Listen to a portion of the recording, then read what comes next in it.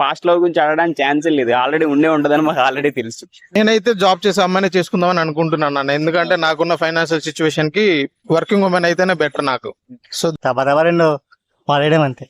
మరి ఈస్ట్ గోదావరి అన్న స్ట్రాంగ్ ఎలా ఉంటది.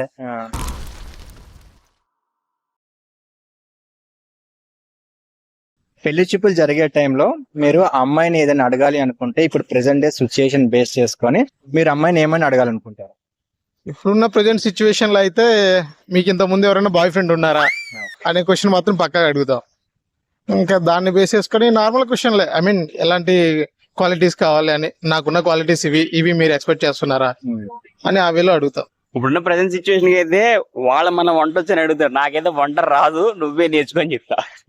అట్లా కాదు, పాస్ట్ లవ్ స్టోరీస్ ఏమన్నా ఉన్నాయని అడుగుతారు కదా. ఎందుకు అడగరు భయ్యా? ఇప్పుడు వాళ్ళు ఏం చేస్తారో తెలుసా, బయటికి వెళ్తే ఖచ్చితంగా బయటే తెచ్చుకోవాలి, ఆర్డర్ పెట్టాలి, జొమాటోలో అంటారు తప్పించి నేను వండుతాను మీరు తింటారని ఎప్పుడు ఎవరు అనట్లేదు.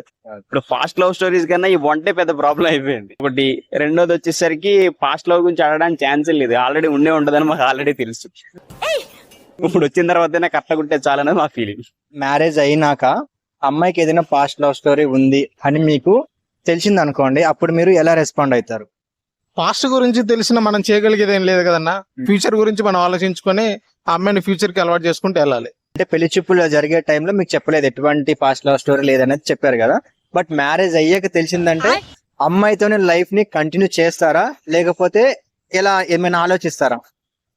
ఆలోచించేది ఏం లేదు, ఆల్రెడీ అమ్మాయిని మ్యారేజ్ చేసుకున్నాను నేను. పాస్ట్ లవ్ స్టోరీ ఇప్పుడు తెలిసింది, అది పాస్ట్ ఇస్ పాస్ట్, ప్రెసెంట్ లేకుండా చూసుకోవడమే అది అడుగుతాను అంతే. ఇక నుంచి అయినా సరిగ్గా ఉండమని అడుగుతాను అంతే, ఇక్కడ నుంచి ఉండమని చెప్తాను అంతే. ఓకే, ఇప్పుడు మీరు చూసారు కదా, ఇప్పుడైతే పాస్ట్ లవ్ స్టోరీ ఉందని తెలిస్తే ఓకే, కానీ అలా కాకుండా పాస్ట్ లవ్ స్టోరీ ఉండి అండ్ ఇంకా ఆ పర్సన్ తో టచ్ లో ఉందని మీకు తెలిసింది అనుకోండి, అప్పుడు ఎలా రియాక్ట్ అవుతారు? రియాక్ట్ అయితే ఆబ్వియస్ గా బాధపడతాం, మనుషులకు ఉన్న క్వాలిటీ అదే కదా. సో ఆ ఆబ్వియస్లీ దానికి దూరంగా ఉండమని చెప్తాము, దాన్ని బట్టి మూవ్ అవుతాము. ఎక్స్ బాయ్ ఫ్రెండ్ ఇంకా టచ్ లో ఉందని మీకు తెలిసింది అనుకోండి, అప్పుడు మీరు ఎలా రియాక్ట్ అవుతారు? వాడి అడ్రస్ కొనుక్కుంటా, ఫస్ట్ వాడి అడ్రస్ కొనుక్కుంటా, వాడిని డ్రమ్ లో నేను చంపేస్తా.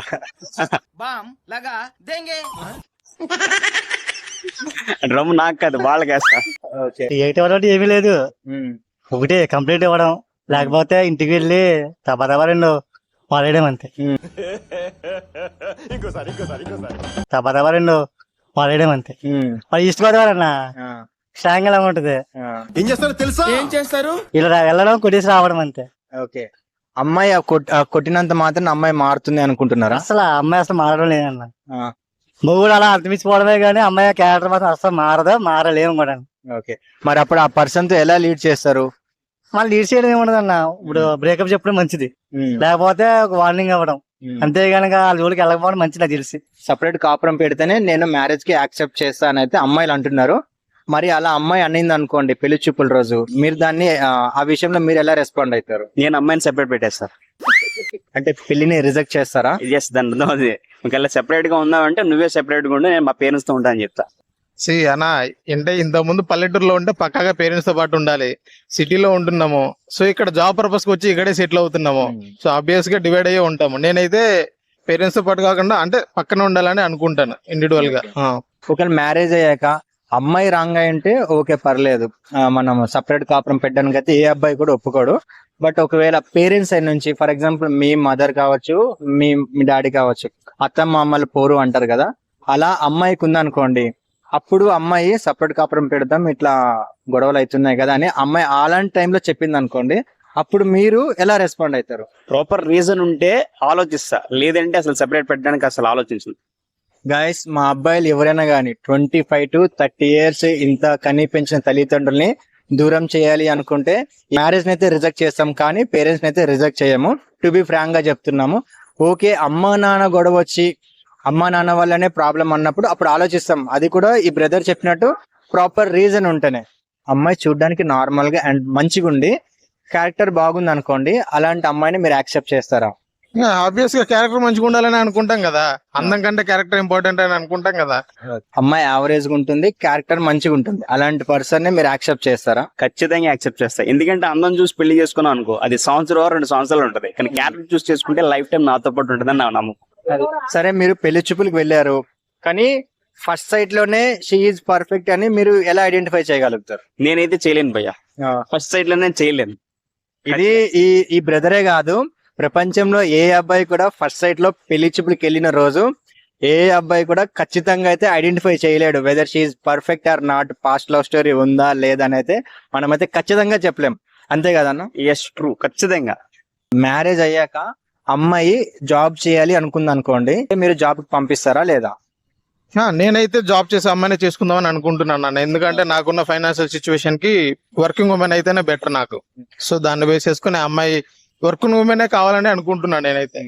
అమ్మాయిలు సోషల్ మీడియాలో అబ్బాయిల గురించి 1 lakh 2 lakhs ప్యాకేజ్ ఉండాలి అనుకుంటున్నారు కదా.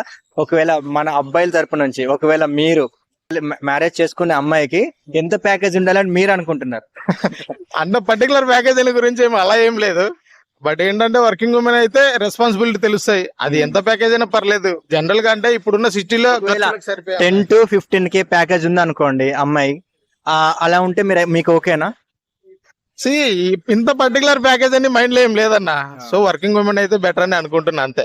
ఎందుకంటే చాలా మంది అమ్మాయిలను అడిగాము, వాళ్ళు ఏమంటున్నారంటే 20K 30K ఉన్న శాలరీ అబ్బాయిని అయితే మేము యాక్సెప్ట్ చేయము, మా పేరెంట్స్ కూడా యాక్సెప్ట్ చేయరు, సో మేమైతే అలాంటి పర్సన్ చేసుకోమంటున్నారు. బట్ మన అబ్బాయిలు మాత్రం 20K ఉన్నా 30K ఉన్నా సరే అమ్మాయి మంచిది అయితే చాలు, అలాంటి పర్సన్ అయితే మాకు ఓకే అని అయితే అనుకుంటున్నారు.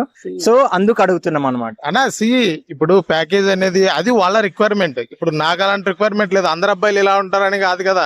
ఎవరి రిక్వైర్మెంట్ వాళ్ళ, అమ్మాయిలకు ఉన్న రిక్వైర్మెంట్ అది. సో అందరికి వాళ్ళ రిక్వైర్మెంట్ బేస్ చేసుకుని ఎవరైనా పెళ్లి చూపులు చూసుకుంటారు కదా. సో అది నేను అనుకున్నది. గైస్, ఈ వీడియో ఎవరైనా చూస్తూ ఉంటే అమ్మాయిలకి ఎస్పెషల్ గా వాళ్ళకి ఒక క్వశ్చన్ వేస్తున్నా. ఎవరైతే ప్యాకేజ్ 2 lakhs 3 lakhs కావాలి అనుకుంటున్నారో వాళ్ళకైతే ఎస్పెషల్లీ వెల్ సెటిల్డ్ ఉంటారు, 2 to 3 lakhs అయితే సంపాదిస్తుంటారు.